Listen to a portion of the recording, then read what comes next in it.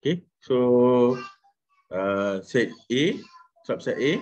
So subset A mesti start dengan kosong lah.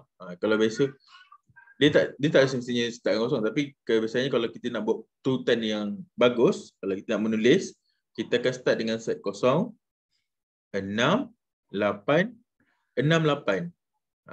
So kalau dia tanya subset, mesti ada satu set kosong kat situ. So kalau kat sini, kalau 2 kuasa N, so kenapa cikgu letakkan formula 2 kuasa N tu? Sebab kita nak tentukan bilangan dia. Macam kita tengok kat sini, set A ni, kita ada 2 kan unsur. 1, 2, iaitu 6 dengan 8. So 2 kuasa 2 sama dengan 4. Okay. So kita dapatlah 1, 2, 3, 4 kan. Set kosong, 6, 8, 6, 8. So kita ada 4 subset. Tetapi kalau macam lebih daripada 2 pun sama juga. Contohnya kita ada unsur dia 3 kan. 2 kuasa 3. So dapat jawapan dia 8. So dia akan increase lah. Semakin banyak subset bergantung kepada bilangan unsur ni. Okay.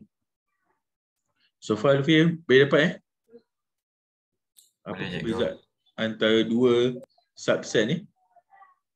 Okay.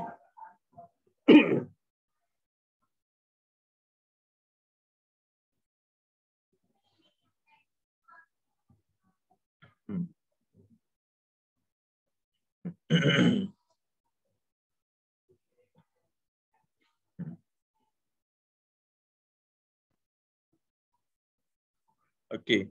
So selain daripada bentuk ni subset, kita ada bentuk ni. Bentuk dia macam bentuk N lah.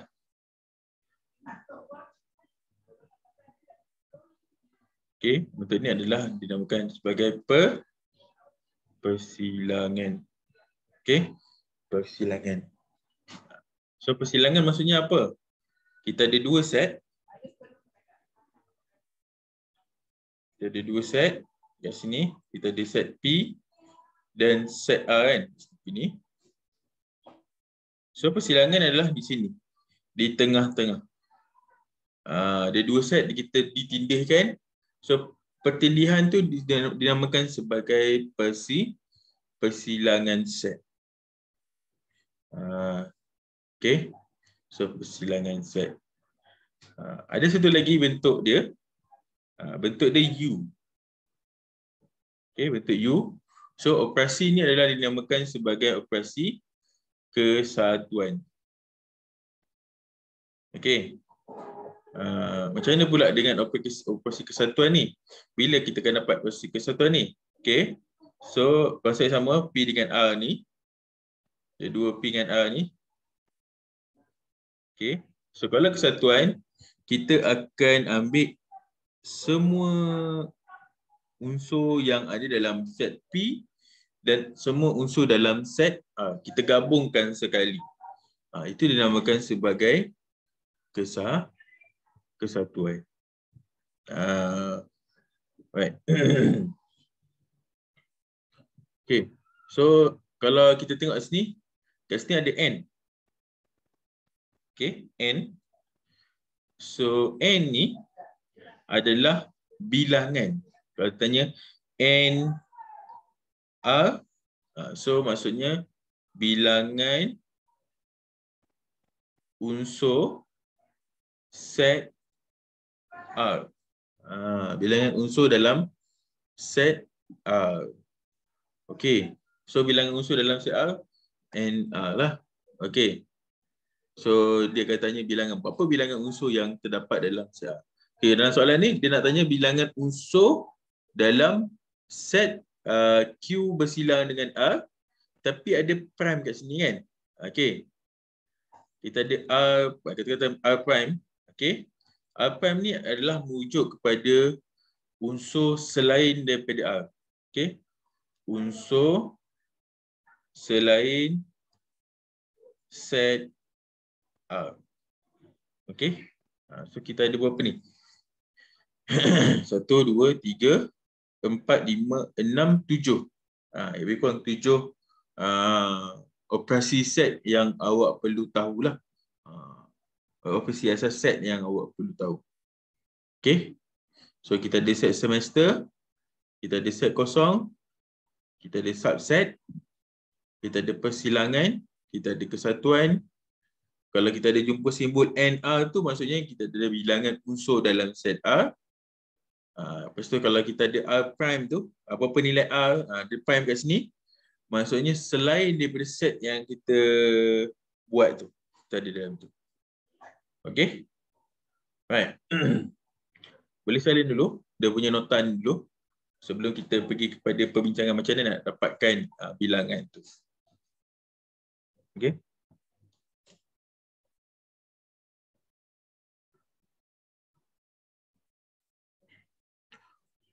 Umairah, macam mana? Okey tak? Faham tak apa yang cikgu terangkan ni? Faham. Ada apa-apa penambahan ataupun nak tanya apa-apa ke berkenaan dengan nota yang cikgu bagi ni?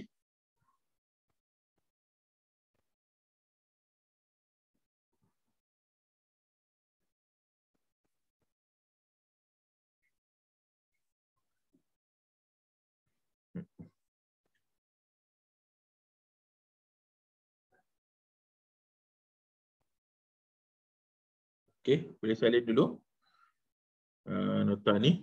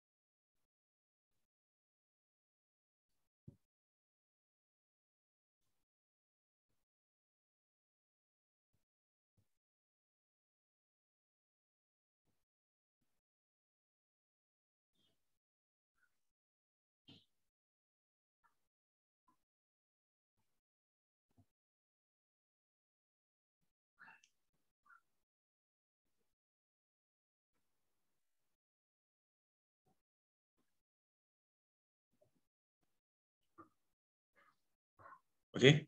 So boleh teruskan .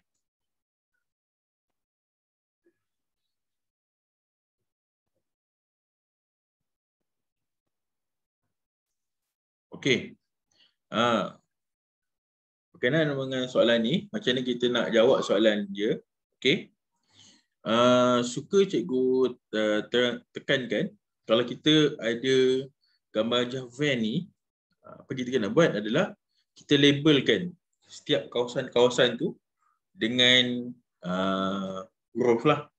Sebab kat sini apa tu kita pakai nombor, so kita pakai huruf lah, A, B, C, D, E, F sampailah. Biasanya tak adalah banyak sangat, dia sampai E ataupun D je saja. Kalau ada banyak pun kita tekan tambah sampai G saja, itu paling maksimum lah. Tapi so far kebanyakan dia tak ada lebih daripada 5 ataupun 7 kawasan. Right? So kat sini kalau kita tengok yang sini, kita boleh labelkan A. A ni adalah kawasan yang berada di luar bulatan ni. Iaitu kita ada unsur 4, 10 dan 9 ni adalah kawasan yang melibatkan unsur yang melibatkan kawasan A lah. Okay. So lepas tu kita ada B, C dan D. So A ni adalah 4, 10, 9. B ni kita ada 2 dan 3 saja. So C ni kita ada 5 dan 1. D kita ada 8. So kita labelkan ikut kawasan-kawasan tu dulu. Itu penting lah. Alright. Alright. So kita labelkan dulu and then baru kita kita carikan dulu. Okay. Kalau persilangan, okay, kalau persilangan, simbol ni, persilangan operasi dia, okay, dia mesti huruf yang sama. Cari huruf yang sama. Huruf yang sama. Okay, huruf yang sama. Okay, cari huruf yang sama. Kalau kesatuan, so kalau kesatuan, kita akan cari, kita akan kumpulkan semua huruf. Okay. Kalau persilangan kita cari huruf yang sama, kalau kesatuan kita kumpulkan semua huruf. Itu kalau kesatuan lah. Okay. Berbalik kepada soalan ni, kenapa kita nak cari tu? Sebab kita nak dapatkan bilangan dia lah. Okay. Bilangan untuk set Q bersilang dengan R. Lepas tu kita ada prime kat situ. So, apa kita buat? Kita kena selesaikan yang dalam ni dulu. Okay. Operasi yang berada di dalam. Iaitu Q bersilang dengan R. Okay. So, macam mana kita nak selesaikan soalan ni? Senang saja. Okay. First, apa kita perlu buat adalah kita define Q ni dia meliputi kawasan apa? A ke, B ke, C ke, D. Okay. So contoh kat sini kita ada set Q. Set Q, kita ada kawasan meliputi kawasan ni lah kan. Iaitu B dan C. Okay. B dan C. So B, C. Okay. B, C. So kita ada R meliputi kawasan C dan juga D. Kita tulislah CD. Okay. So antara Q dengan R ni kita buat operasi persilangan. Okay, kita buat operasi persilangan. Q bersilang dengan R. So kita kena cari huruf yang sama. Okay, huruf yang sama antara Q dengan R adalah C. So maksudnya jawapan dia Q bersilang dengan R adalah kawasan C. So maksudnya kawasan di sinilah. Okay, kawasan di sini. Nombor 1. Persilangan. Okay. Walaupun kalau secara hakikinya tadi juga dah terangkan, kita boleh nampak kalau Q dengan R, kita dapatlah 51 lah persilangan dia. Actually benda ni kenapa cikgu buat by kawasan? Sebab dia memudahkan. melibatkan operasi yang lebih banyak lagi. Okey.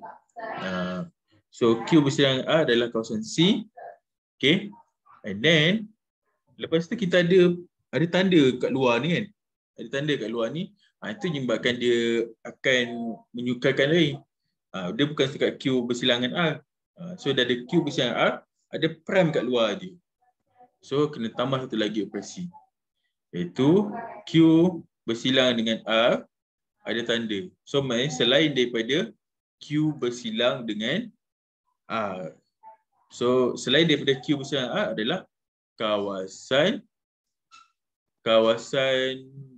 A, B dan juga kawasan D. So kawasan A, B dan juga D. Okey. And then dia cakap dia nak bilangan kan. Kalau ada tanda bilangan ni, N ni, N, Q bersilang dengan R prime. So dia nak bilangan. So bilangan unsur. Okey, bilangan unsur. Dia tanya bilangan unsur ni berapa? So bulatkanlah unsur-unsur yang ada di dalam kawasan A, di kawasan B dan di kawasan D. Okey. Bulatkan lagi senang lah. Daripada kita loretkan kan. Kita bulatkan. So kita bulatkan. Kawasan dia adalah 4, 10, 9 untuk A. Untuk B kita ada 2, 3. Untuk D kita ada 8. So berapa bilangan yang kita bulatkan? Kita ada 6 unsur yang kita bulatkan. So maka bilangan unsur bagi Q bersilangan R prime, okey. Dia tanda tu prime lah prime. So bilangan dia adalah sama dengan 6. Okey, bilangan unsur dia adalah 6. So jawapan dia adalah D. Okey, Luffy, faham tak apa yang cikgu terangkan? Faham. Okey. So lepas ni kita akan buat soalan nombor 19 lah. So Umairah dah hantar kat cikgu jawapan dia. So yang lain tak dapat hantar lagi. Tapi tak apa. Cikgu bagi masa lagi beberapa minit untuk kita buat soalan 19 nanti. Okey, boleh salin dulu. Dia punya penyelesaian dia lah dulu. Siapa yang tak sempat salin yang hari Jumaat itu, siapa datang, boleh salin dulu.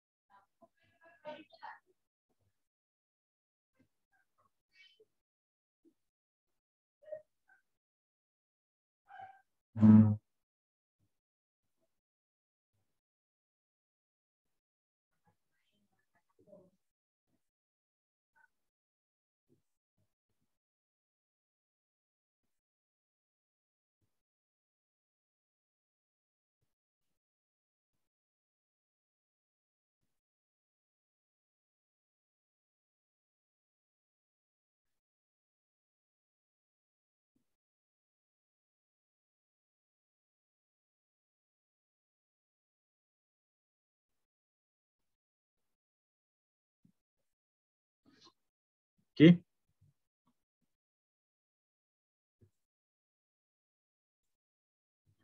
So cikgu nak minta awak buat nombor 19 ni.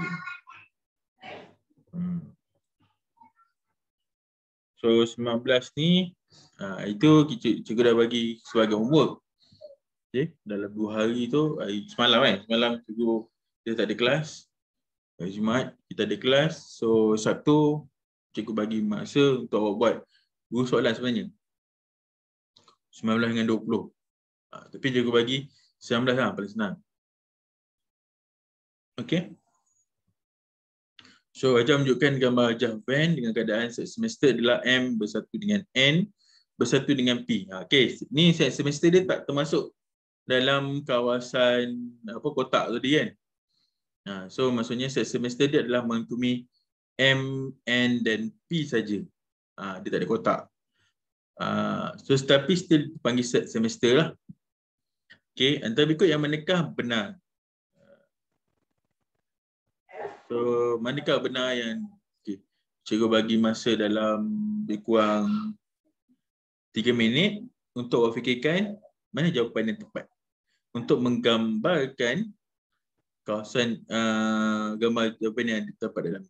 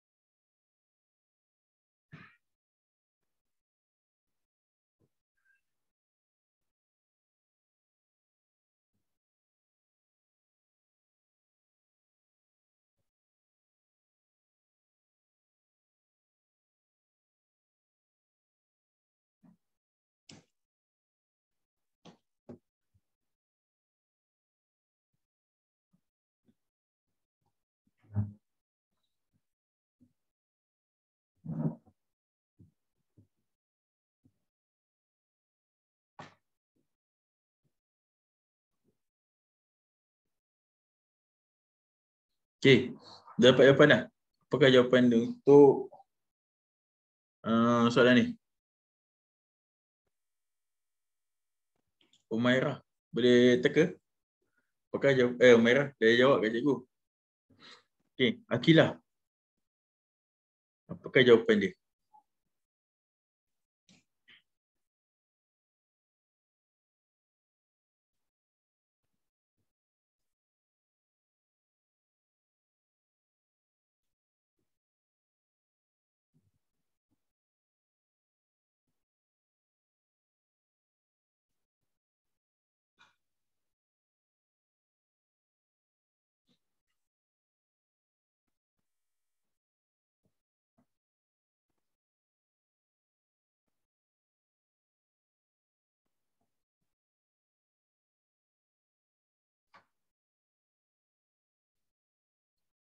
Akilah, dapat jawab tak untuk soalan ni? 19.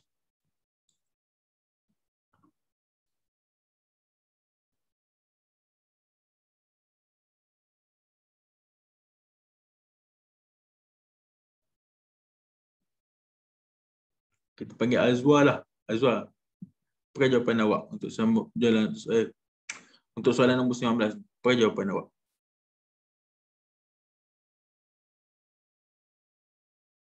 Tak pasti ya, Ibu. Tak pasti? Ah, Tak pasti. Okey. Tadi juga dah terangkan yang banyak-banyak tadi kan. Okey. Mungkin ada yang awak tak perasan kot. So, okey Azwa. A itu maksudnya apa Azwa?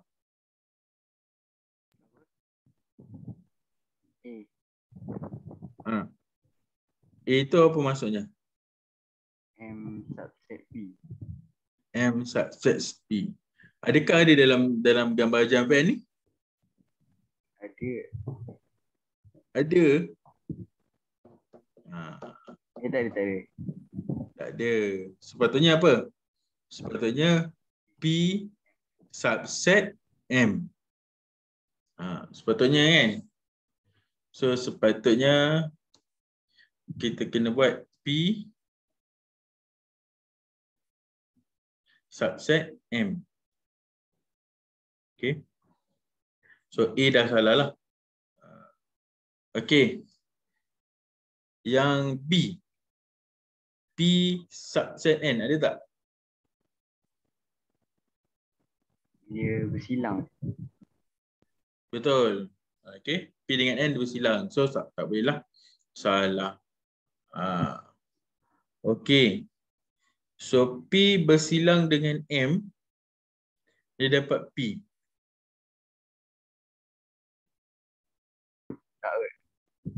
Tak kot. Okay.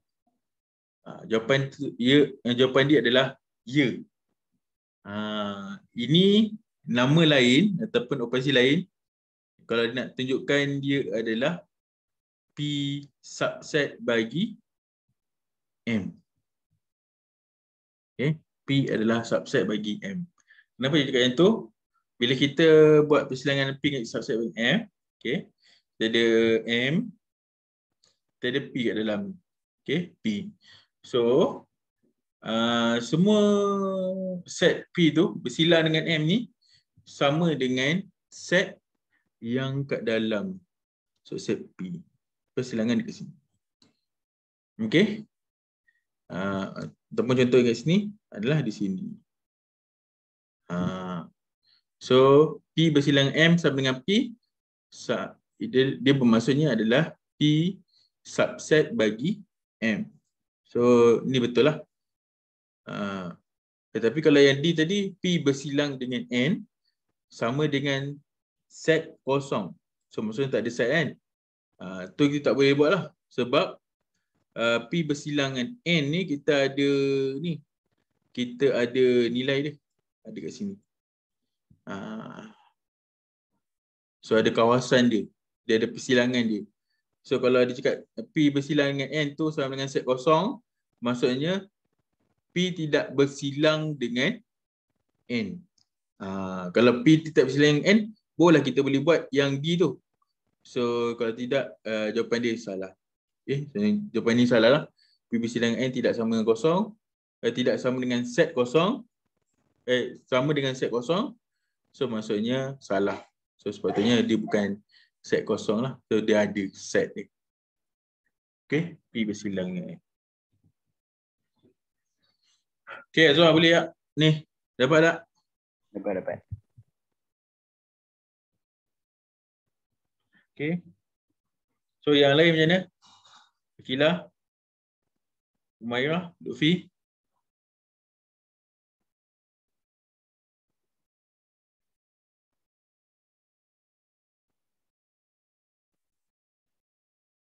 Akilah, awak dapat PC ke? Akilah. Hello, Akilah. Ada depan PC ke?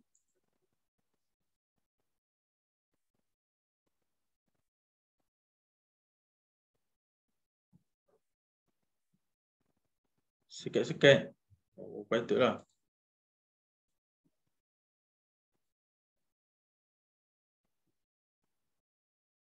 Ya.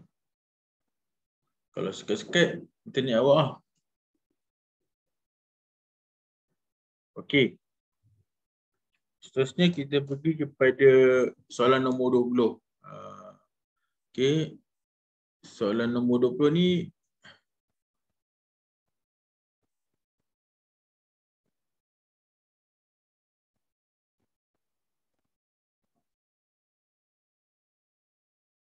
soalan nombor 20 ni adalah berkaitan dengan rangkaian dan teori graf. Okey. So kita titik kan ada satu garisan sambungan tu. So dia adalah topik dalam rangkaian dan teori graf. Okey. So wajah 8 menunjukkan satu graf dengan bucu P, Q, R, S dan T. Right. Cari bucu yang mempunyai darjah bucu bersamaan dengan 4. Okey. So antara bucu-bucu P, Q, R, S, T tu yang mana mempunyai darjah dia 4? Yang mana darjah dia 4? Siapa boleh jawab? Yang mana mempunyai darjah dia 4?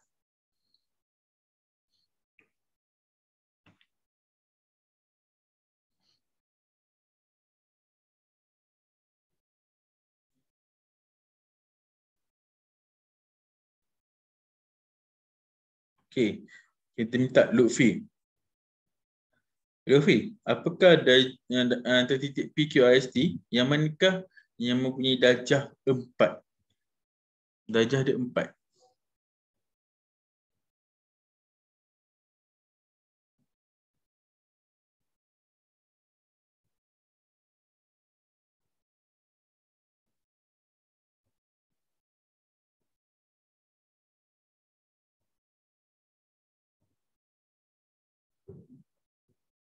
S. Okey, betul. S. Okey. So macam mana kita nak tengok darjah dia? Okey, berdasarkan pada garisan antara bucu tu lah. So contohnya kat sini S kan.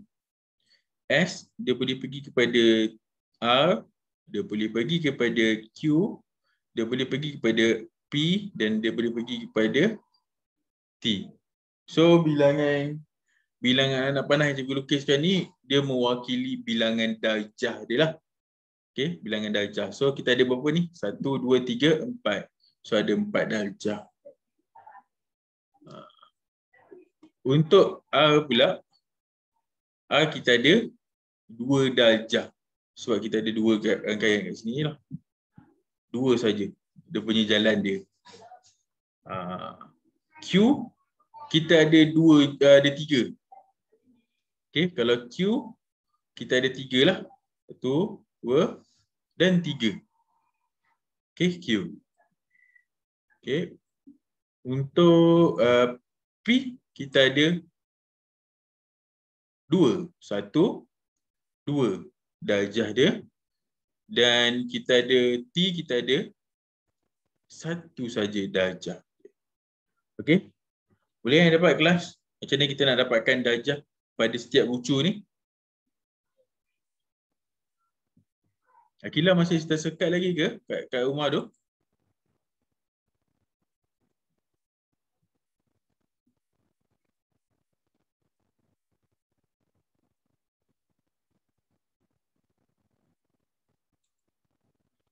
Okey.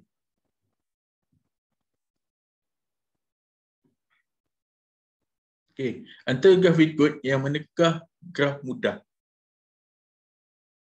Manakah graf mudah? A, B, C atau D?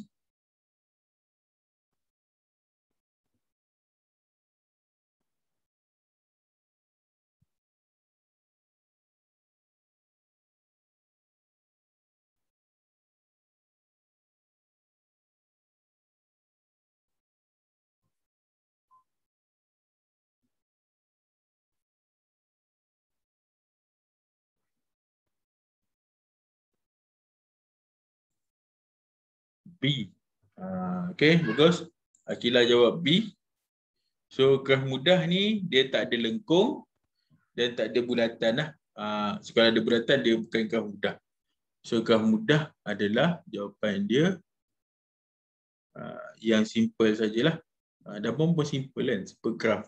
So dia tak ada melengkung ataupun tiada bulatan dekat graph tu. Jawapan dia B. Okey. Seterusnya, abaikan kebat tu, analisis. Walaupun dia soalan kebat lah. Tapi jangan risau, soalan dia simple je. Okey. Ayat 9 menunjukkan suatu graf dengan bilangan berbilang tepi.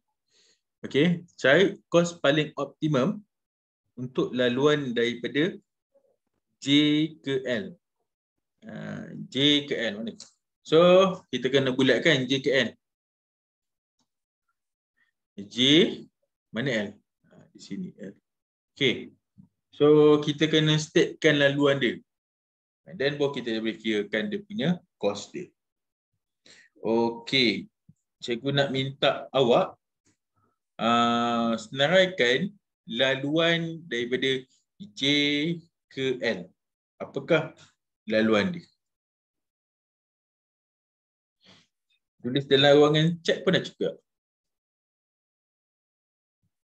Contoh yang pertama, cikgu boleh bagi laluan pertama dia adalah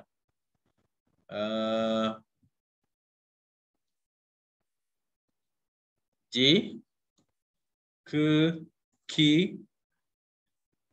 ke L. So J ke K ke L. Itu laluan pertama dia. Ada lagi banyak laluan dia. Cuba definekan dia punya laluan.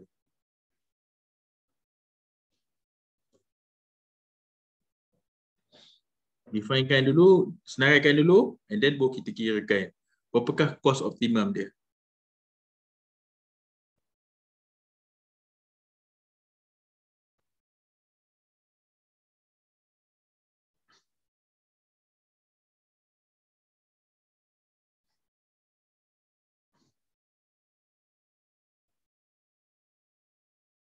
JNL. Okay, JNL, JML.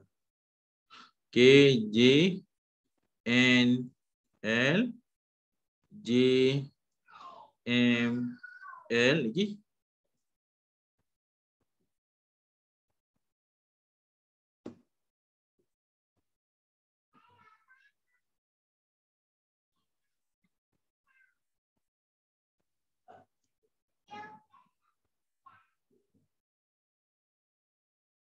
JNML, JNML. Okay, betul juga. JNML.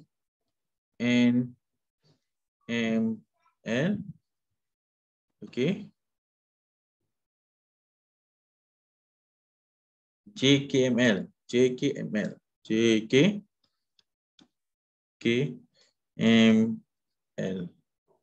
Lagi?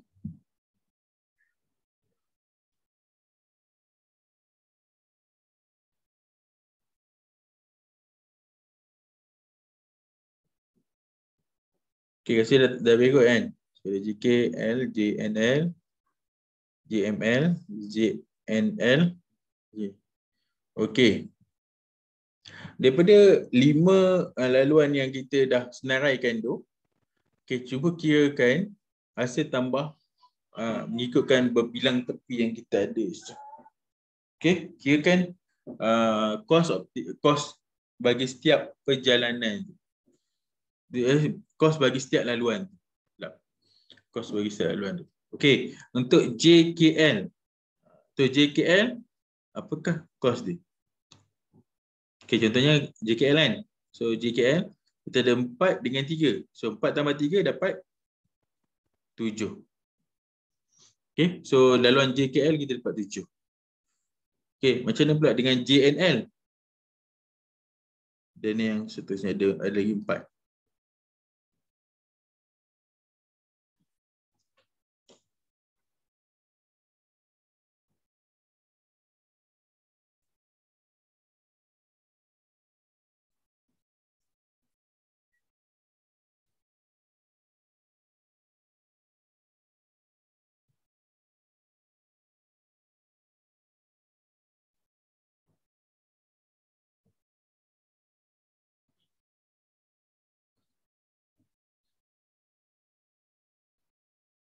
Okay. JNL pula kita ada 4, 6. 4, 6. So dapat 10. JML kita ada 4, 2. So kita dapat 6. Okay. JNML kita ada 4, 3, 2. So kita dapat 4 tambah 3, 7. Tambah 2 dapat 9. JKML. So kita ada JK 4, KM 2, ML 2. So 4 tambah 2 tambah 2 dapat 8. So laluan mana yang mempunyai paling rendah, kos paling rendah adalah JML, iaitu 6. Okay, so kos optimum untuk J ke L adalah 6. Okay, 6.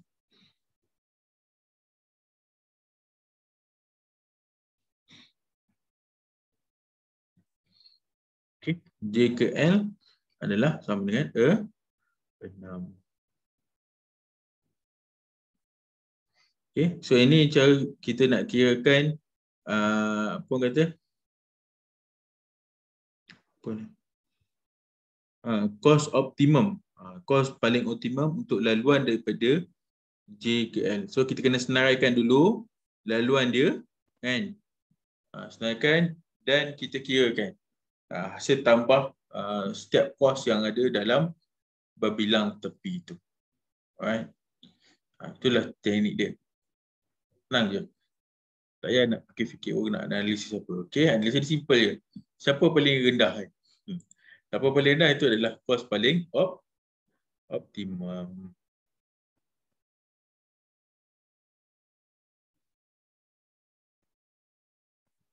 Okey, next. Just mula menunjukkan satu graf H. Okey, atau graf berikut yang menekah bukan subgraf bagi H. So subgraf maksudnya dia tak ada bukan subgraf maksudnya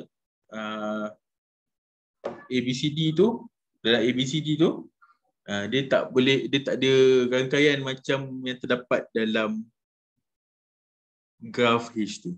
Sebahagian dia tak ada. Salah lah. Ada salah satu daripada berbilang tepi tu dia tak wujud. Tu maksudnya salah lah, itu bukan subgraf. Tapi kalau semua berbilang tepi dia sama, ada garisan dia, garisan penyambung dia sama, okay, so dia boleh dikatakan sebagai subgraf. Okay, so cuba pilih untuk A, B, C dan D, yang manakah bukan subgraf.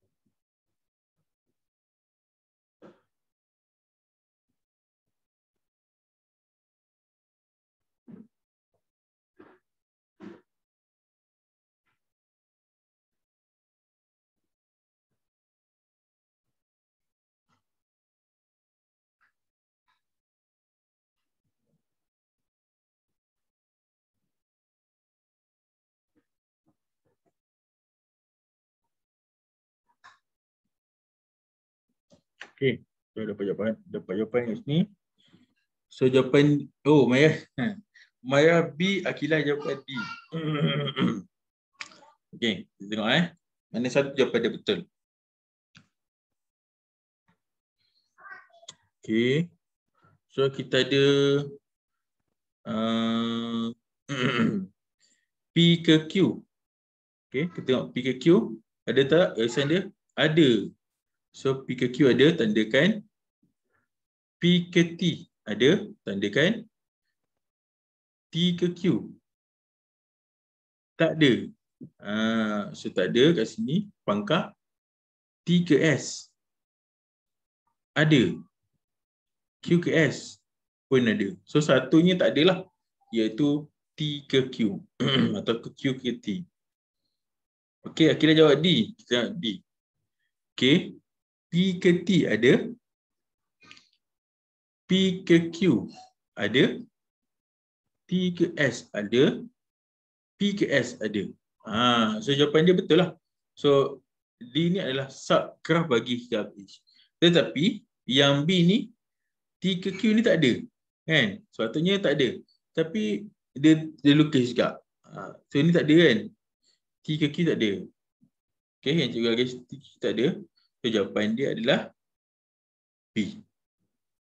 Okay, boleh dapat Akilah? Kita tengok garisan dia je. Berbilang tepi yang mana yang sama?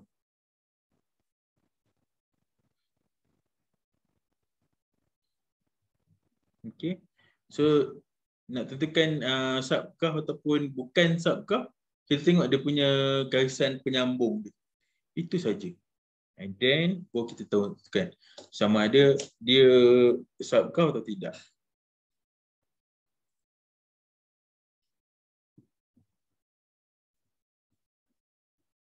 Okay, next.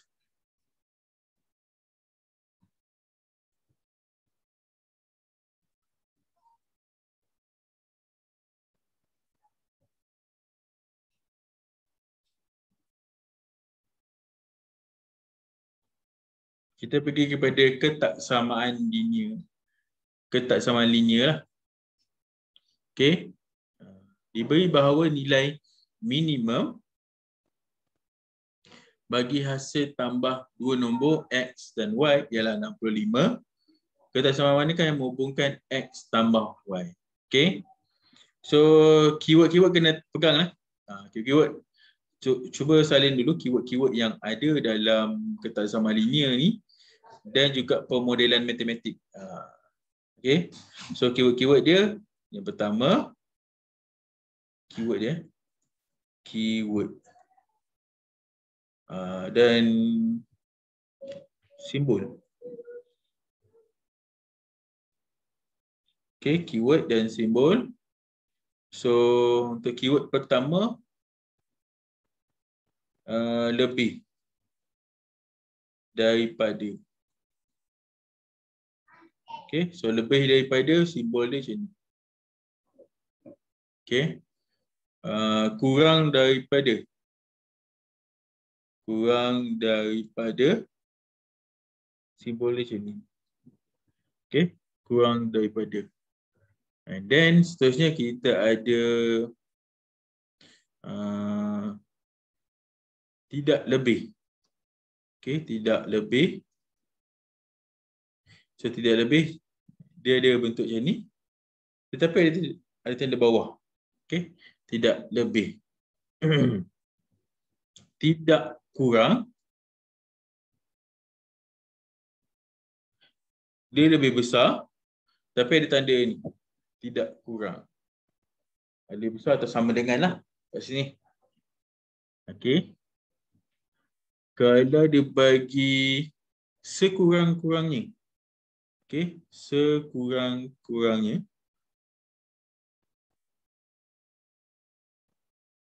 Okay. Dia mesti lebih besar atau sama dengan. Okay. Sekurang-kurang. Okay. Kita juga ada keyword selebih-lebihnya. Selebih-lebihnya. Okay. Kurang atau sama denganlah simbol yang kita akan buat. Lepas tu kita ada minimum. So minimum, dia punya keyword dia minimum, dia lebih besar atau sama dengan, dan maksimum kurang atau sama dengan. Itu simbol-simbol yang kita akan gunakan apabila berjumpa dengan keyword-keyword ni. Okay. Lebih daripada dia tak ada ni lah. Kurang daripada dia tak ada yang tanda bawah, tapi still lebih, lebih ke kanan, dari ke kiri kurang daripada. Okay. Cuma yang tidak lebih, tidak kurang, sekurang-kurangnya, selebih-lebihnya, minimum dengan maksimum ni, dia hanya ada tanda bawah saja. Okay. Kedudukan dia akan tengok kepada situasi lah, kepada simbol-simbol ni. Okay. So boleh salin dulu keyword dan simbol ni sebelum kita akan jawab soalan nombor 24 ni.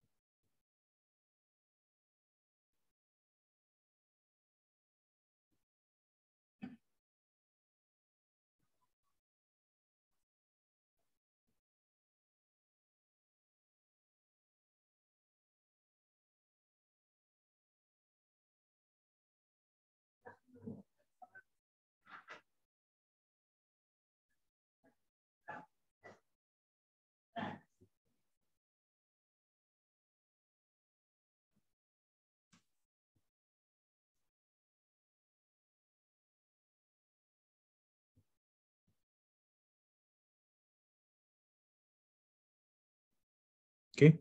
Dah salin ke? Dia punya keyword tu. Keyword dan simbol ni dah salin ke? Dah. Dah Okay. So kalau kita tengok sini, soalan dia, diberi bahawa nilai minimum bagi hasil tambah dua nombor iaitu X dan Y ialah 65. So ketaksamaan manakah yang menghubungkan X dan Y ni? Okay. So dia cakap hasil tambah.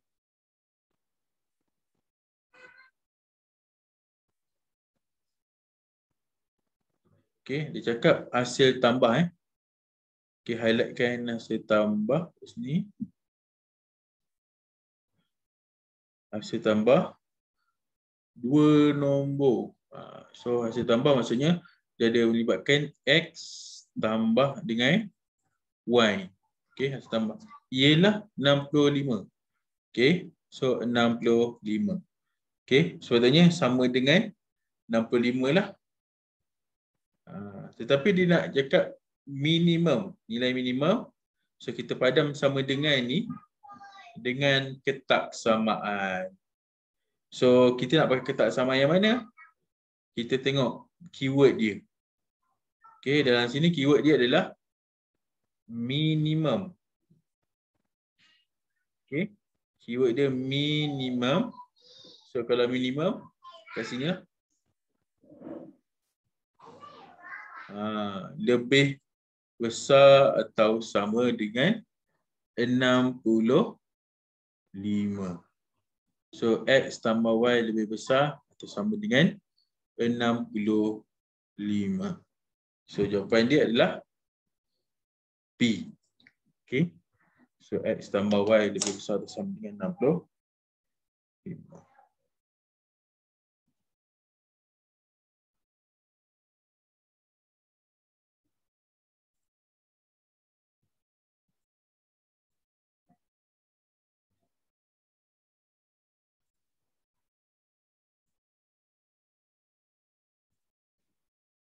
Okay. Next kita pergi kepada soalan nombor 25. Okay, ajar 11 menunjukkan satu rantau berlorek yang dipenuhi oleh 3 ketak samaan. Antara berikut yang manakah adalah salah satu daripada ketak samaan itu? Okay, salah satu daripada ketak samaan itu. Okay, so dalam rantau berlorek ni kita ada kawasan tepi dia ataupun sisi dia. Okay, yang cikgu boleh letakkan sebagai warna merah lah. Okay, warna merah sisi dia. Yang warna merah ni 1, 2 dan 3. Okay, so untuk yang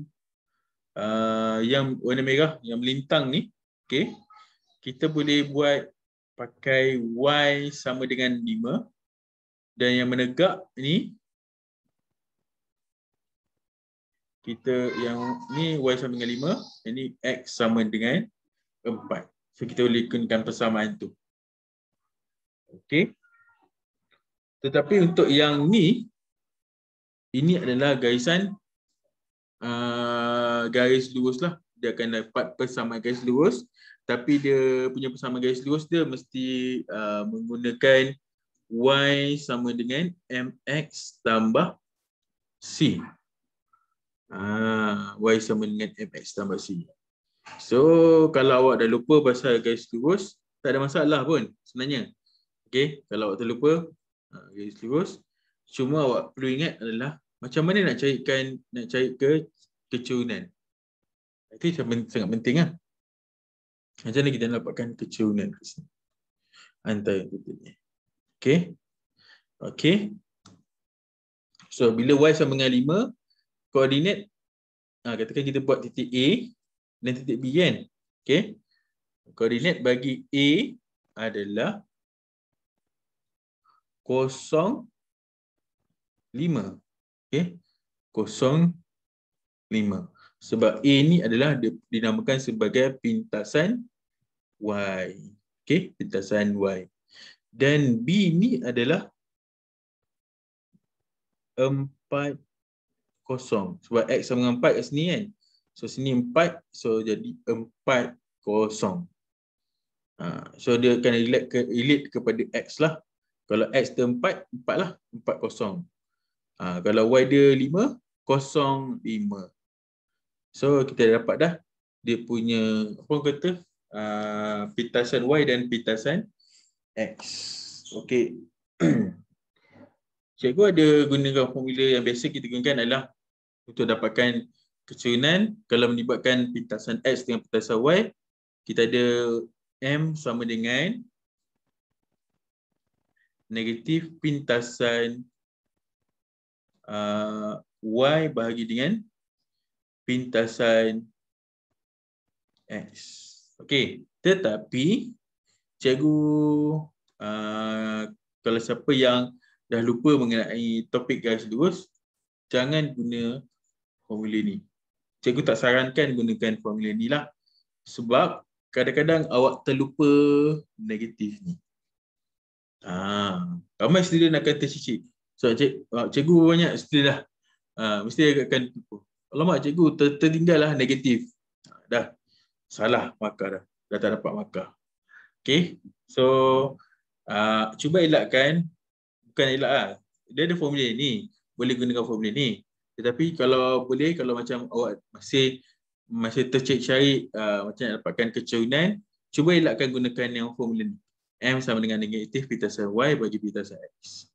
Sebaliknya, awak gunakan formula asal dia lah. Iaitu M sama dengan Y2 tolak Y1 bahagi dengan X2 tolak X1. Guna formula itu lagi bagus lah. It's better. Dan kita akan boleh dapat kecerunan dia. So, masukkan formula dia. Y2 katakan 5. Okay. Kita ambil kat sini. Y2 dia 5. So, 5 tolak dengan 0 bahagi dengan 0 tolak dengan 4. Y2 dengan X2 mesti sama. Okay. Jangan awak pilih pula Y2 dia 5 kan. X2 buat 4. Salah lah. Terbalik lah tu. Okay. So, kita buat kat sini, kita akan dapat negatif 5/4. Okay. So, persamaan yang kita akan dapat dalam ni adalah Y sama dengan MX tambah C. So, M kita dapat, C actually kat sini. So, ini C dia. So, C ni kita ambil Y sajalah. Pintasan Y. Pintasan Y adalah 5. So, Y sama dengan negatif 5/4X tambah 5. Okay.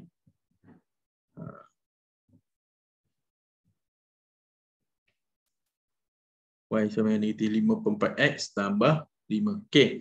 So, dah sampai sini dapat Y sama dengan MX tambah C. Kita tak nak ada bentuk dalam pecahan untuk persamaan arm dia lah. Untuk garis lurus ni. Persamaan garis lurus. So, apa kita perlu buat adalah kita darabkan persamaan tu semua dengan 4. Okay, kenapa kita darabkan 4? Sebab kita nak hapuskan 4 kat bawah. Okay, kalau kat bawah dia 7, kita darabkan dengan 7. Kalau bawah dia 8, kita darabkan dengan 8. Sekarang bawah dia 4, kita darabkan semua dengan 4. So, then kita akan dapat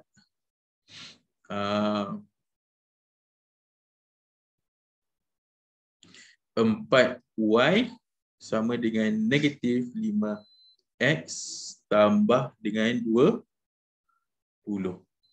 Okey. So, internet cikgu tak stabil ni.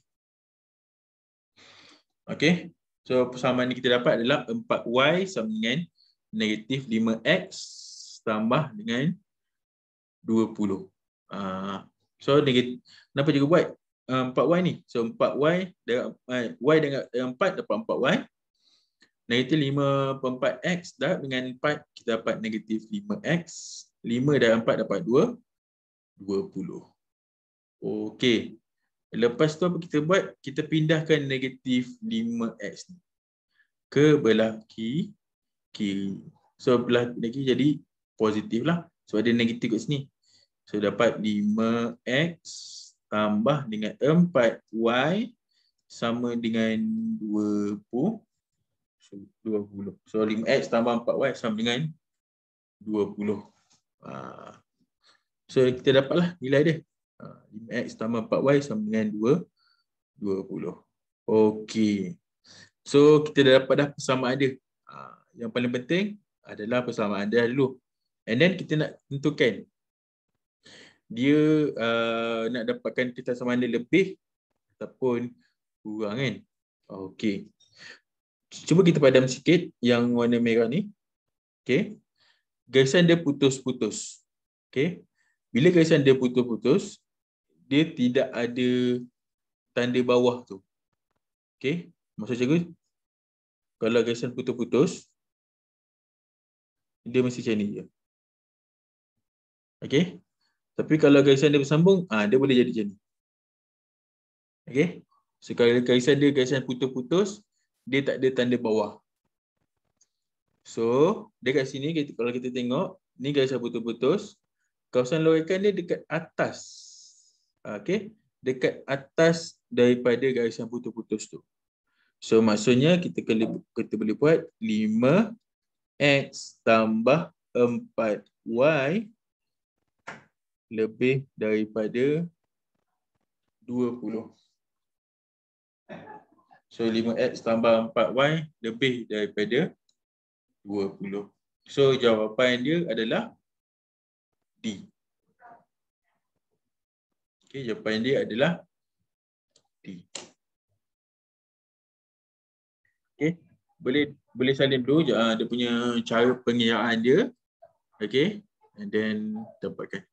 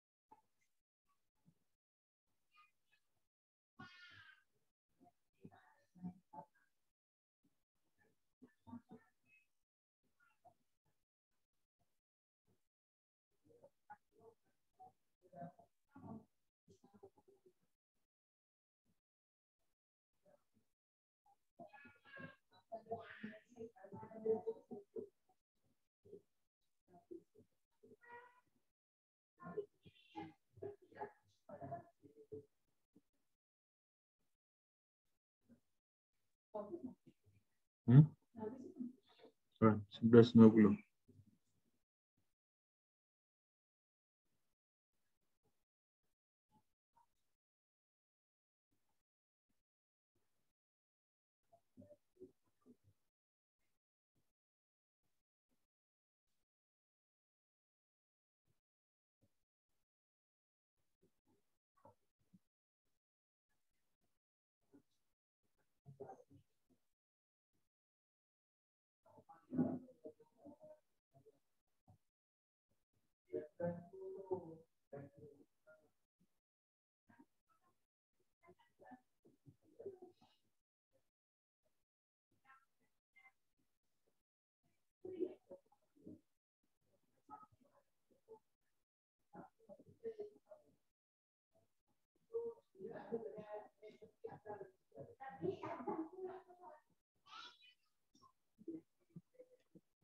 Okey, kalau siapa dah salin, boleh beritahu cikgu.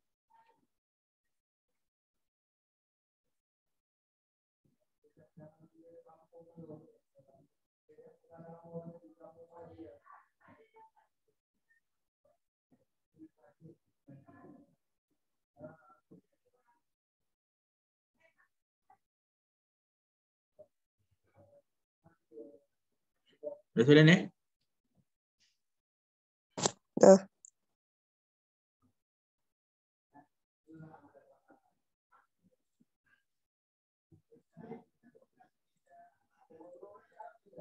Okey. Next, antara rantau A, B, C dan D yang manakah memuaskan Y kurang daripada 2X dan X. Okey, sebelum tu Sebelum kita pergi kepada soalan 26 tu. Okay.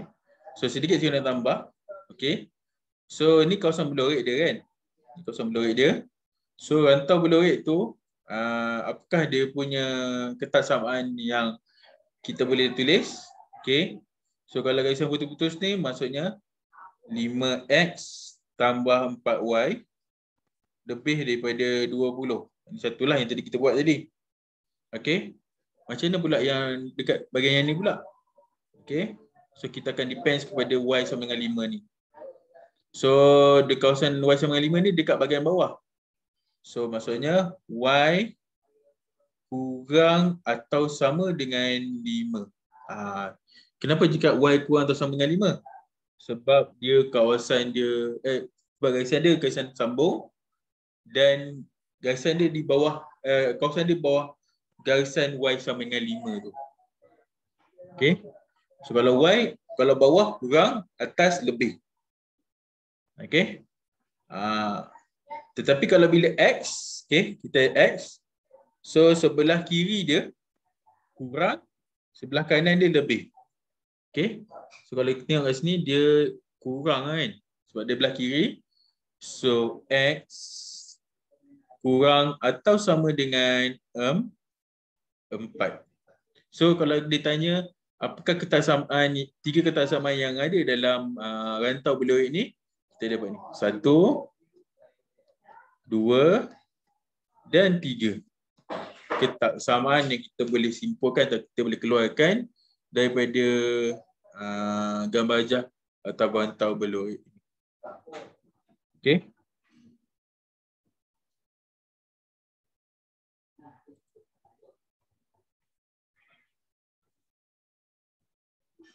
Okay, apa yang cikgu terangkan adalah bersangkut paut dengan soalan nombor 26 nanti yang awak akan jawab. Cikgu akan tinggalkan dalam lebih kurang 5 minit untuk awak jawab jawapan dia yang mana satu.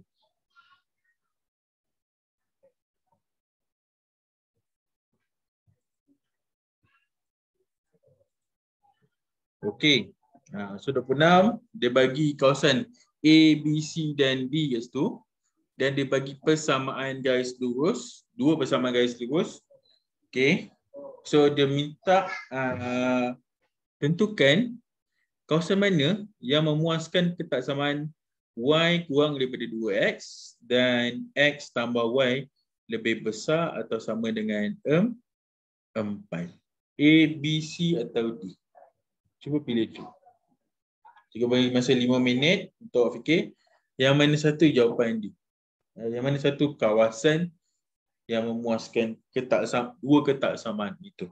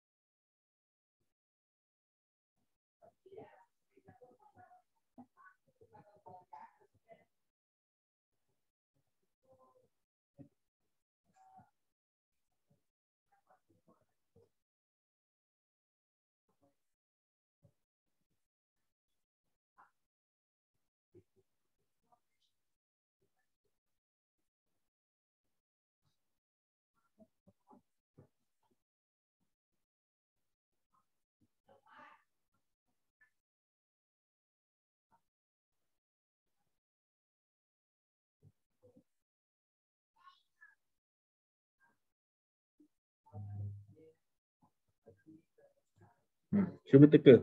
A, B, C atau D, yang mana kawasan yang memuaskan kawasan. Kita bagi 5 minit untuk fikir. Apakah jawapan?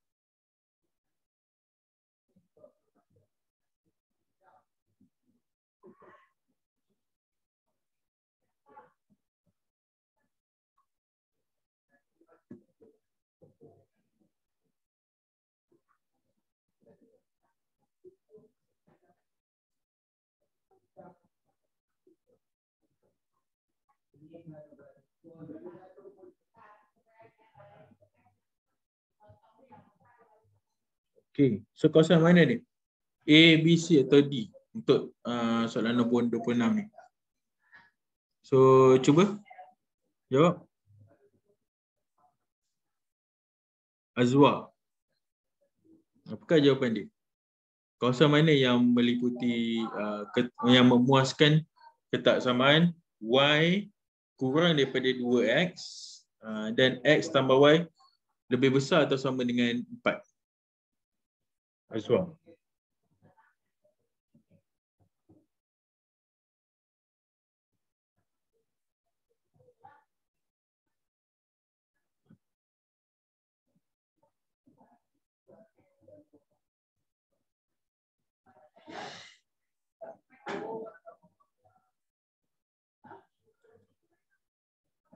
Azwa ada dekat depan PC ke?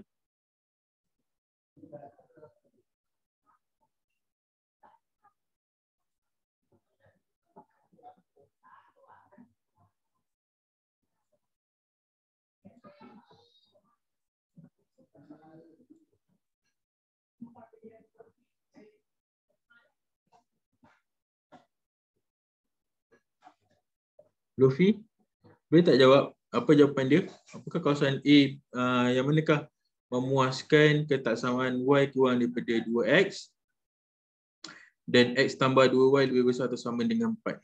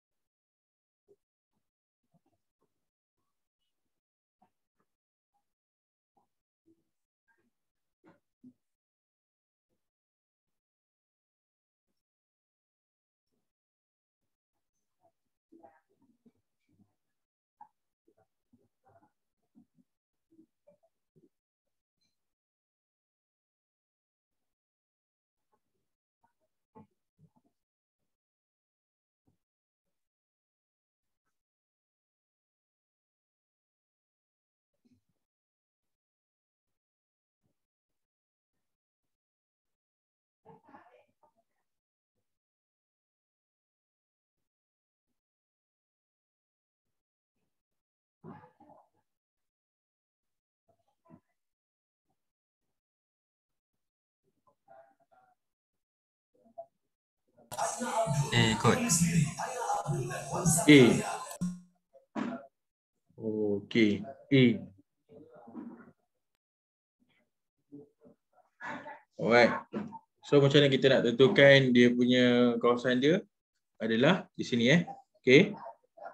So kita buat loadkan dia. Okey. Y kurang daripada 2X, kita loadkan dekat kawasan sini. Sebab kita ada Y sama dengan 2X kan. Kalau kurang dekat bahagian bawah, lebih besar dekat bahagian atas. Lepas tu kita buat loadkan warna lain. Okey. Untuk X tambah 2Y lebih besar atau sama dengan 4. So bahagian atas lah. So bahagian atas di sini. Okey. So kawasan yang bertindih tu adalah kawasan rantau berlorek dia. So rantau berlorek dia adalah kawasan B. Okey, kawasan berlorek dia adalah kawasan B. So teknik dia simple je. Kita buat lorekan. Okey. Tengok lorekan yang bertindih tu Itulah dia punya kawasan dia. Right.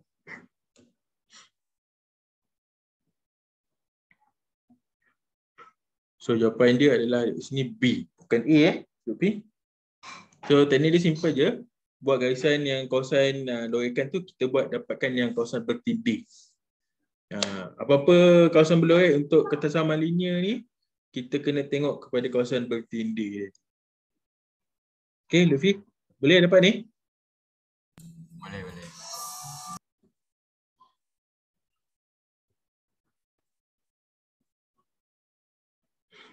Okey. So ini masa Ustaz Ihsan ajar lah ni maksudnya. Jarak kan.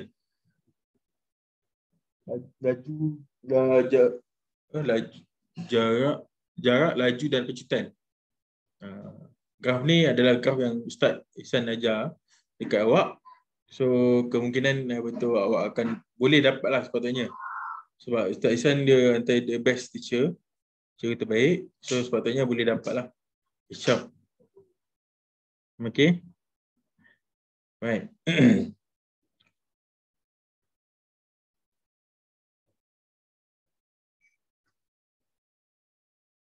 Okay. Sebelum kita pergi kepada graf laju jarak lawan masa semua ni, so cikgu nak terangkan dari segi apa orang kata asas dia, konsep dia asas untuk topik ni. Okay. Asas graf yang mesti awak tahu dan awak faham untuk graf jarak lawan masa dan laju lawan masa. Alright, sekejap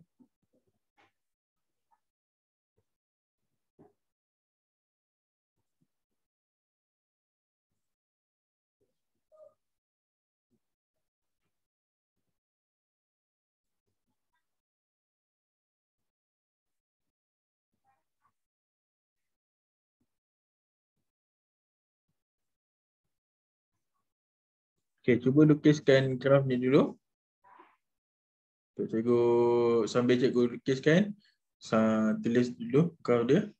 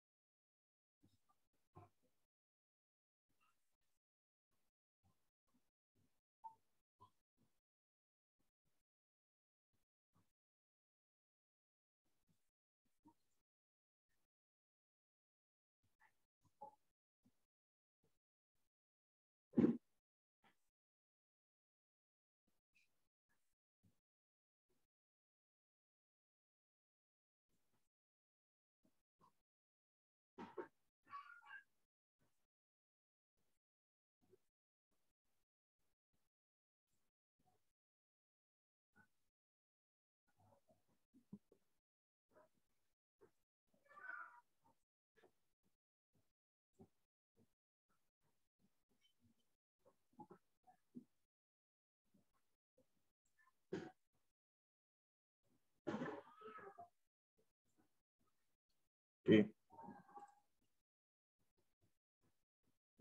Boleh kat bawah.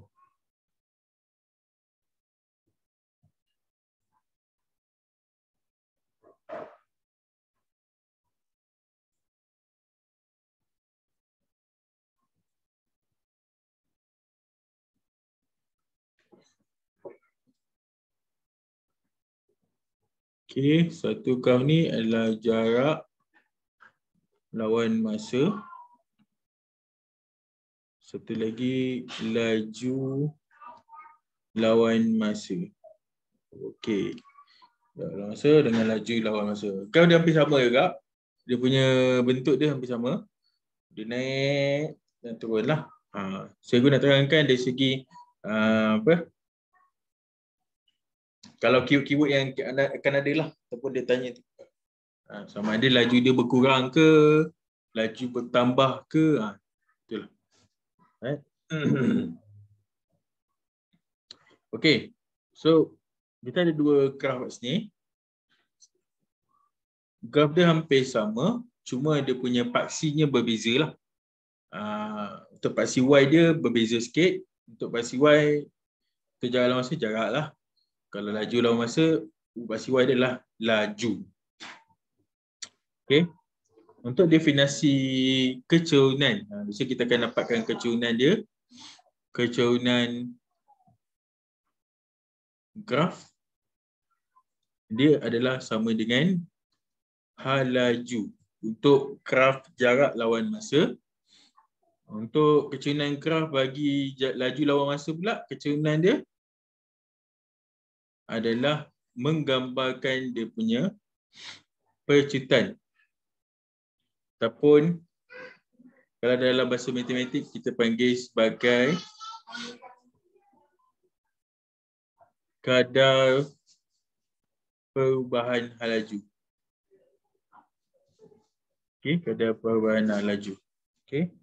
Kadar perubahan hal laju kita namakan dalam bahasa pendeknya dia dinamakan sebagai percutan. Okey, so kecerunan graf. Okey, untuk graf jarak lawan masa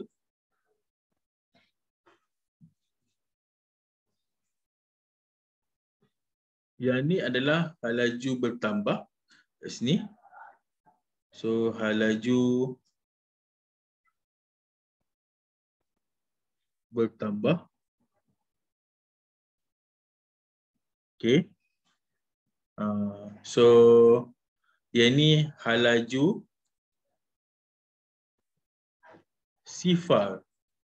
Okey, hal laju dia sifar. Okey, hal laju sifar. Okey. Kalau jarak hal laju sampai ke peak sini, sampai ke puncak ni, lepas tu dia patah balik kan. Okey. So perjalanan daripada sini, katakan perjalanan daripada A ke B ke C. So maksudnya bila kat B dia rehat, so yang ni dia patah balik. Ini perjalanan daripada C ke A. Okay. So perjalanan dia daripada C ke A, yang ni pada patah balik lah. So maksudnya kalau dia ke bawah tu maksudnya dia daripada A ke B ke C kan. A dia ke B dia rehat. Ni maksudnya tempoh dia rehat. So hal laju dia sifar. Okey, sampai ke C. Sampai ke C kat sini. So bila ada satu garisan ke bawah sini, bermaksudnya dia patah balik. So dia pergerakan daripada C ke A. So maksudnya ada pergerakan ke bawah lah. So C ke A. So kalau ditanya pergerakan dia macam mana, kalau dia terbalik, so macam pergerakan dia reverse lah. So pergerakan dia ada C ke A, bukan A ke C. Okey. So dalam jarak lawan masa kita hanya ada graf, kita hanya ada formula kecerunan graf je lah, iaitu menggambarkan dia punya hal laju. Okey. Dan juga satu lagi hal laju purata. Hal laju purata sama dengan jumlah jarak bahagi dengan jumlah masa. Okey, untuk formula hal laju purata ni, kedua-dua graf ni akan gunakan yang sama, iaitu jumlah jarak bahagi dengan jumlah masa. Okey, kedua-dua graf ni akan gunakan jarak lawan masa dengan laju lawan masa, akan gunakan formula yang sama. Akan adalah dia tanya hal laju purata dia berapa. Okey, so formula adalah jumlah jarak bagi dengan jumlah masa. Okey, untuk laju lawan masa pula, okey, kawasan yang mendatar ni dia bukan percutan sifar. Bolehlah kita katakan percutan sifar, tapi kita panggil biasanya hal lajunya adalah malar. So bila percutan dia A dia adalah sama dengan kosong. Acceleration So kita buat acceleration adalah equals to 0. Okay. So bila A ke 0, kita panggil sebagai hal laju mala. So ini adalah ada pecutan. Okay. Bila menaik, so dia ada pecutan. Bila menurun, kita panggil sebagai nyah pecutan. So kita tak panggil dia patah balik lah. So dia nyah pecutan. Kalau dia ada garisan ni, maksudnya dia nyah pecutan. Dia, kalau kita buat kereta kan, kita mau mecut kereta tu, cut dia. Lepas tu sampai ke satu tahap, kita maintain kita punya speed. So itulah dinamakan sebagai hal laju mala. So uniform velocity lah bahasa Inggeris dia. Hal laju dia mala. Hal laju bahasa Melayu. Betul halaman. Hal laju mala. So maksudnya speed. Kalau contohnya kita dah sampai ke speed 100 km sejam kita buat kereta, yang awak buat kereta 100 km sejam, dia maintain 100 km sejam dalam masa 5 minit dikatakan. So dalam tempoh 5 minit tu, hal laju dia adalah mala. Dia tidak memecut pada 100 km sejam. Tetapi bila nak memotong, dia akan tekan minyak, dia akan dapat speed 110 km sejam. Itu lagi dia memecut. Okay, dia memecut kereta tu. So bila ada berlaku pecutan lah situ. Tetapi bila dia slow down kereta tu, itu dinamakan sebagai nyah pecutan.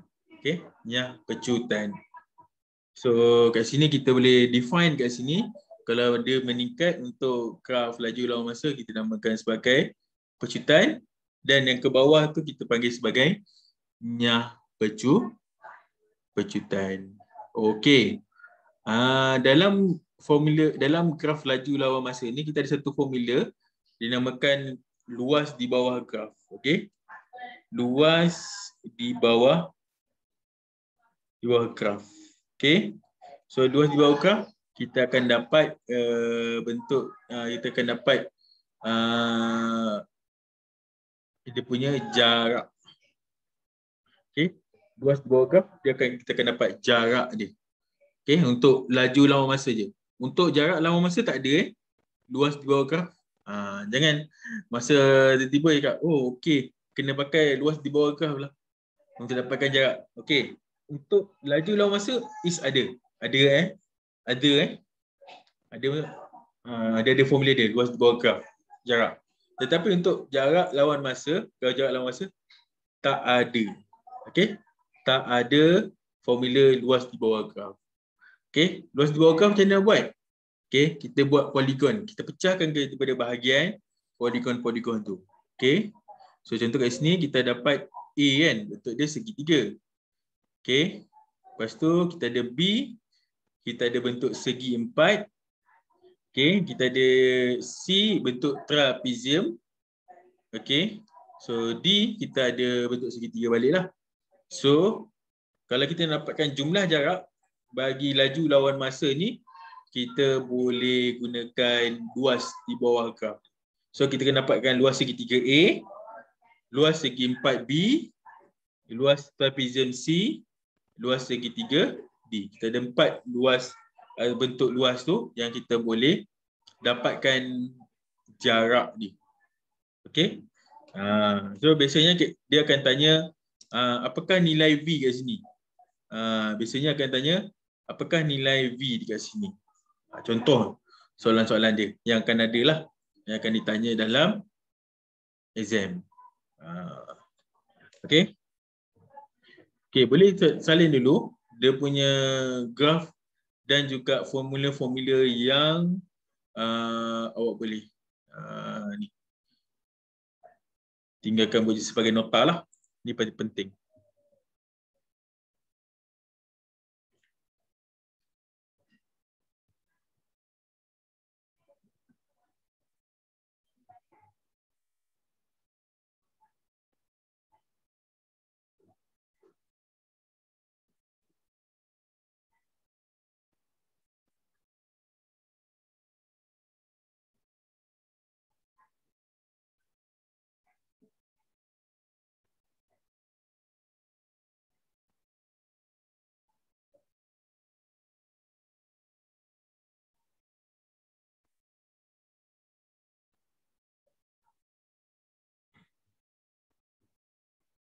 Siapa dah salin nanti bagi tahu cikgu.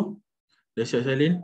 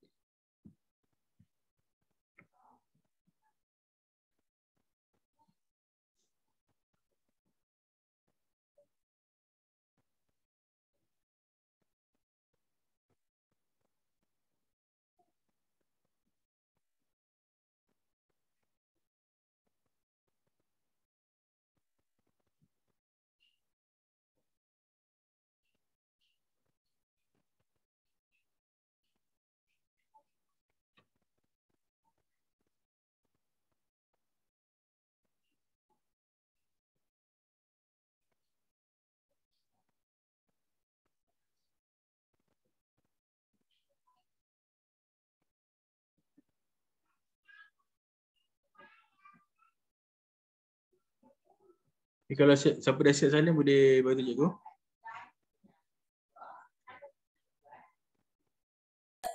Siap. Okey. So ada sesiapa nak tanya mengenai dengan dua-dua graf ni?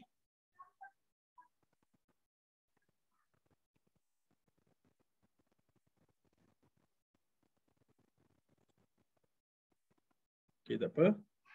Tak ada pertanyaan, cikgu tanya awak. Tengok soalan. Okey. So Rajah 14 menunjukkan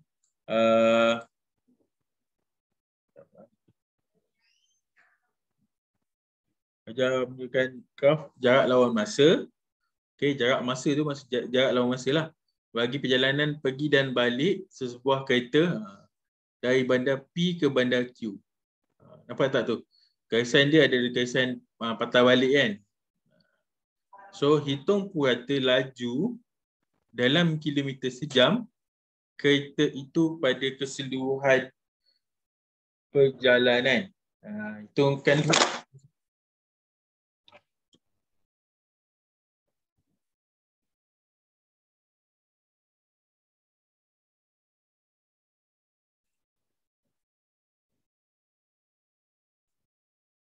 tes 1, 2, 3.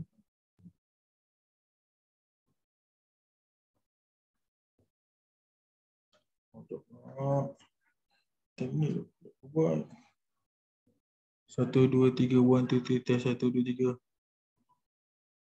1, 2, 3. Tes.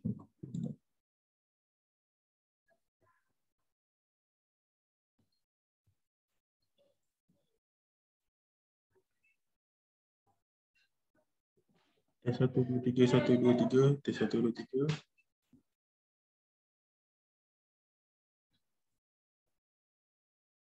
Okay. Right. So macam mana kita nak cari graf jarak lawan masa? Dia nak dapatkan hitungkan kuartal laju. Tadi kita dah bagi formula kuartal laju. Okay.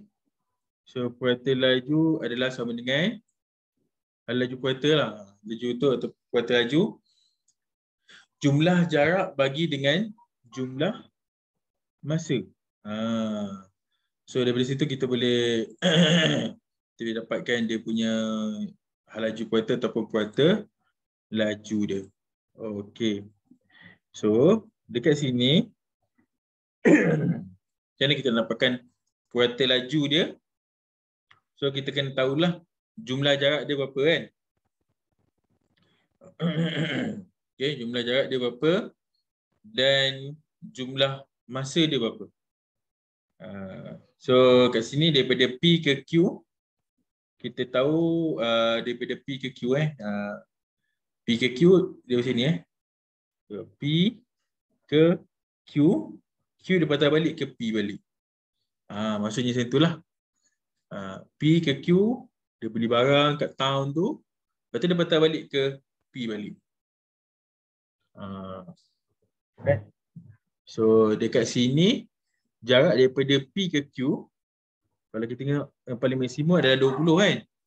So jarak daripada P ke Q adalah 20 km dan dia patah balik pun sama jarak dia Q ke P sama dengan 20 km. Tetapi dekat sini masa yang diberikan ataupun masa yang dipertukarkan adalah sebanyak berapa minit ni? 50 minit. So jumlah masa dah 50 minit. Kita kena convertkan masa tu dalam jam. So dalam jam.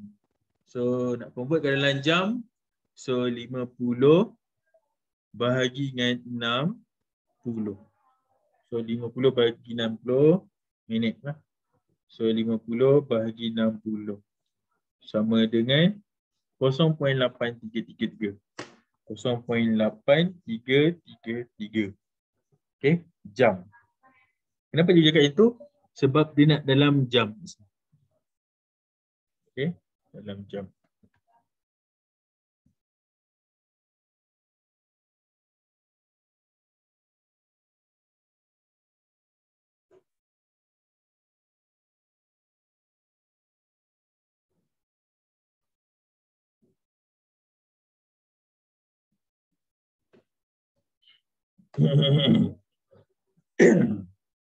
Okay.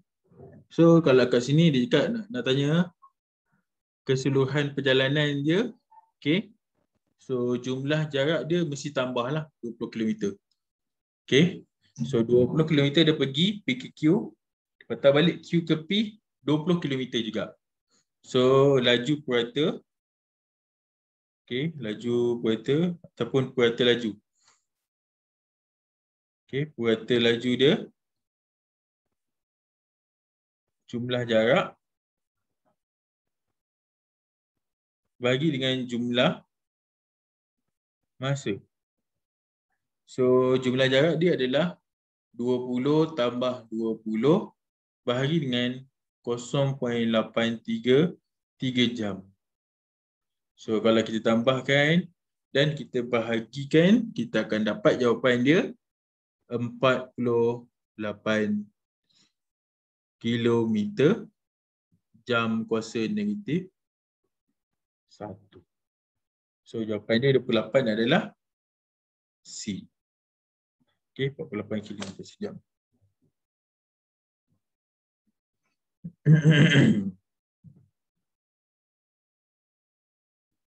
Okey, 48 kilometer sejam untuk purata laju dia.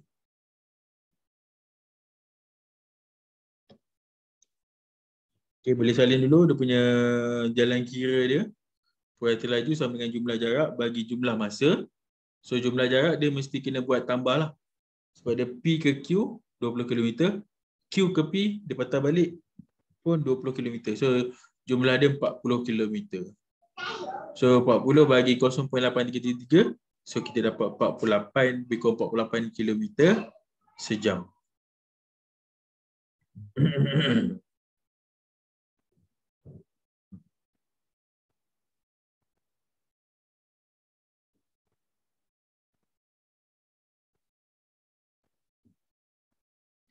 Okay, kat sini kenapa betul dia tak akan kita akan guna luas di bawah graf lah sebab kita pakai jarak dengan masa.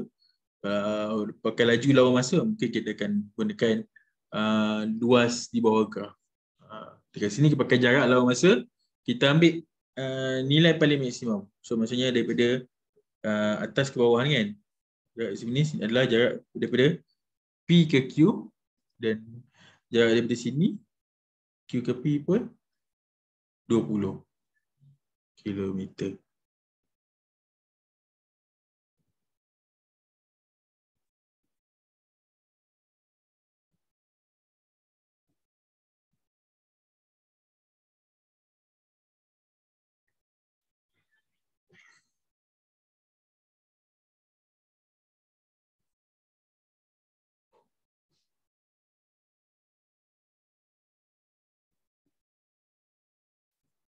Okay.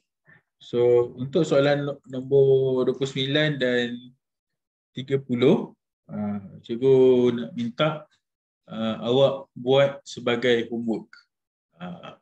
Ni yang nombor 29 ni laju mala tu laju seragam. Silap. Nama lain dia yang paling tepat adalah ni, laju seragam.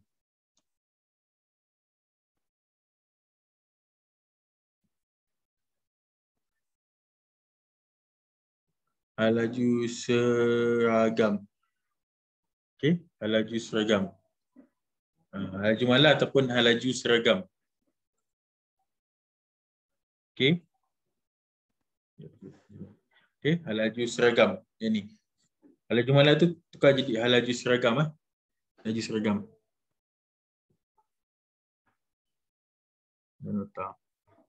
So kalau yang tadi, kalau jarak lawan masa, laju dia laju sifar. Kalau yang tengah-tengah untuk laju lawan masa, kita namakan sebagai laju seragam ataupun laju mala. Mala tu kekal lah maintain. Dia ada dua keyword dia. Mala ataupun seragam. So kita awak boleh tengoklah antara graf mana yang paling tepat lah. So nanti awak bagi kita tahu cikgu mana A ke B ke C atau D yang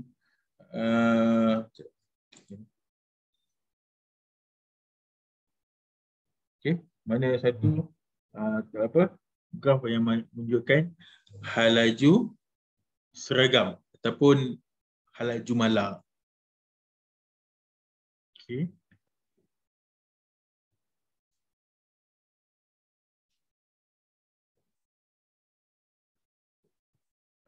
So nombor 30 pun sama. So buat sebagai homework lah. Jalan 15 menunjukkan graf laju lawan masa. Okay, hitung jarak dalam kilometer yang dilalui oleh kereta itu. Okay, jarak dia dan cikgu dah bagi tahu adalah kalau laju lawan masa kita nak dapatkan jarak, kita kena gunakan luas di bawah graf. So kat sini bentuk graf dia adalah bentuk segitiga. Mudahlah, senang kan? Formula luas segitiga apa? 1/2 darat tapak darat tinggi. Tu dah dapat dah. Jumlah jarak dia berapa. Okey? So cikgu nak awak hantar soalan ni untuk 28 dengan 30 29 dengan 30 ni lah sebagai kerja rumah. Okey? Right, jumpa lagi pada hari Jumaat nanti. Jumaat pada minggu ni. pada waktu yang sama, tapi bukan hari ni lah. Ini pagi, pada waktu yang sama kelas kita, pukul 8.30 malam hari Jumaat. Okey, jumpa lagi. Assalamualaikum.